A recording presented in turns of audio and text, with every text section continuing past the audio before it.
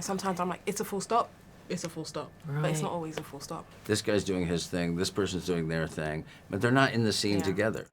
Can you take me back to when you got the call saying you're going to be Whitney Houston? What was the reaction? I actually genuinely fell to my knees. I didn't even do it on purpose. Like, it was, those moments that like make you sink and need to touch the floor. Yeah. It was just one of those moments. Yeah. And, you've been doing bits. You got casual BAFTA, you've been out here. Doing bits and I'm like, yeah. But this is your first main movie starring role, right? Yeah, it's a lot of firsts on this one. First time leading a film, first time playing an American person. But you've been doing it next First time acting with Stanley. I mean, I was going to say you've had a Hollywood OG by your side. I know. Bringing you through it. What did you learn from each other during the process? I learned I wish I could act like she can. That is absolute. Come on, no, it was amazing. Told you I didn't know. I mean, we were like, obviously I read about you, right? Yeah. And they were like, oh yeah, and she's British. I was like, yeah, no, she's British. And then she started talking to me, but not talking like Whitney. Yeah. For like the first few hours that we met, and I thought, maybe she's not British. Maybe they're wrong. No, it was so good, and then suddenly she started talking like she does now. He was but really also disappointed. but it's a beautiful performance that you give, and also, you did that thing where you became her, but you didn't imitate her. Thank you, man. It's amazing. Okay, here's what I learned about Stanley, from Stanley. What? You have the most beautiful sense of ease in the way that you work. There's really? An ease, like it doesn't look like you're making an effort at all. You managed to be like funny, even on those long days that we were doing. You're funny, and also every single scene was different. And you know what I love the most is the way you end a scene. When you did the like cool like. What did I do? You would do like cool lines that weren't in the script. Oh and yes, stuff like yeah. that. I have a tendency to do that. It's brilliant, and then also he ignores punctuation, which is something I'm learning to do. Yeah. We had that conversation before. Completely ignore punctuation. Yeah, just like not, because sometimes I'm like, it's a full stop. It's a full stop, but it's not always a full stop. To make it your own. Just to make it. Your own. I think you have to, because then I think when you're working on something, when you memorize something, you have a tendency to get into these rhythms, right? So then you'll do it, and then if somebody says, oh, let's try this way instead of sitting, let's do it standing, and then suddenly you can't do it because you practiced it sitting or whatever. Yeah. So and that really, punctuation goes along with that too. It's like, just get rid of it. Yeah. Get rid of it. It was so cool because everything you said was so natural. Yeah. And now I'm looking back and I'm like, oh yeah, like even on the next jobs that I've done, I've started to do that. Yeah, it's good. It's really great. It's very freeing. And then, but also when you're working with somebody who's great, who's really looking at you and listening, and you're listening to them, that's what makes it work. Yeah, that helps. People aren't, sometimes you see movies and people are just, this guy's doing his thing, this person's doing their thing, but they're not in the scene together. I love this relationship. I feel like you're both taking so much away. It's lovely. Can we talk about Whitney and what your first Whitney memory is, or standout song? What's yours? I don't have one. I only know that, she just became a part of my life. Do you know what I mean? She became a part of our lives through her music. Yeah. She was popular culture, but at its best. Right. Do you know what I mean? Not in a cheap way. Yeah. Not it wasn't like, forced. No, she it was kind of just like entered and was like welcomed. Yeah, I mean, she could sing anything, and luckily for us, she sang a lot of incredibly beautiful, popular songs. Yeah. Right.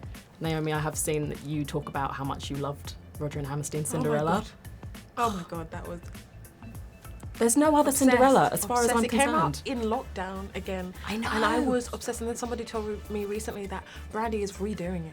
Stop it. I'm not even joking. Is she going to be the fairy godmother? Yes, she's going to be Cinderella. Okay. Like, wait, who is? Brandy is going back to be Cinderella, I think. Or maybe the fairy godmother, who knows? Like, it's just one of the best films, and I remember watching that as a child, and that full circle moment where I look back on that and I'm like, oh, that's when I started loving costume. Yeah. And that was my first thing, and then how it spins, and then how the body spins in the costume, and then the performance and the singing, and that started off my love of musicals, and now here, 25 years later. Being Whitney. And you did so much training, right? You did the vocals and the mannerisms, the movement. Yeah. What was that like? It was intense. It was intense. I think I had to learn how to ease off, take my foot off the clutch a little bit sometimes. You can get quite obsessed in an unhealthy way where I was starting to be able to memorize the script, not even my own lines. I would talk to my dialect coach, and she was like, "Put the script down." I'm that kind of person. So it was a lesson in balance too. But the whole experience was very intense. But I think it was necessary to do the job. I just think moving on, I probably won't be as intense anymore. Work with a sense of ease. Right. Well, you just never know. Every role is different. Sometimes you need to. I mean, you really had to do that for this. I kind of did. You did, absolutely. Yeah, it wasn't I couldn't be like, "Hey guys, it's going." Yeah. It wasn't a small job. What are we doing today? Hey, what's good? I'm Whitney. Yeah. No. Have you found yourself slipping back into Whitney, like when you're at the supermarket? I found myself actually like in this press run. Like the more I talk about her, it's like the more my hands are starting to do the thing when she's explaining something, and then like but nothing crazy. I just just keep an eye on it, and I'm like, no. And your two characters, I think you see straight away, they have such an ease with each other. Yeah. Whitney's so comfortable that first meeting when she gets signed. Why do you think that is? Why were they just so naturally connected? I don't know that I don't know. I think he really respected her. And she respected him, and they had the same ear, even though he didn't sing at all. He doesn't sing. He's not a musician, and she was the ultimate musician. But they both heard and saw the same thing for her, Right. Yeah. and he could help make that happen. He was, yeah.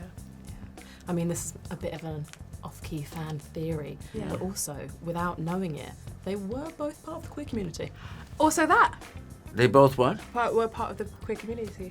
Oh yeah. Without probably- even and didn't No, even that's true. really That's true. know That's it's such really a good interesting. point. Yeah. There was Yeah. kind of something unspoken there. I wonder in real life when that was like, whether it was at that point that was in the film or whether it was before. Like those things. Yeah, I don't know. Or if they ever did have that, who knows? Who knows? Who knows? But it was Yeah. beautiful to see as part of the film it's anyway. lovely. So in terms of the performances, like you covered so many, like the Super Bowl, the Oprah, the first one that Clive went to before the signing. Yeah.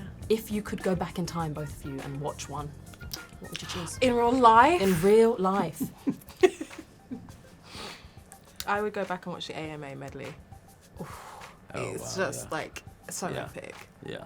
Oh, yeah. I was listening watch to that this one. morning. It's Yeah. unbelievable. It's incredible. It's insane. How is it even possible? How that person sang? Lord knows. And what did she do to take it?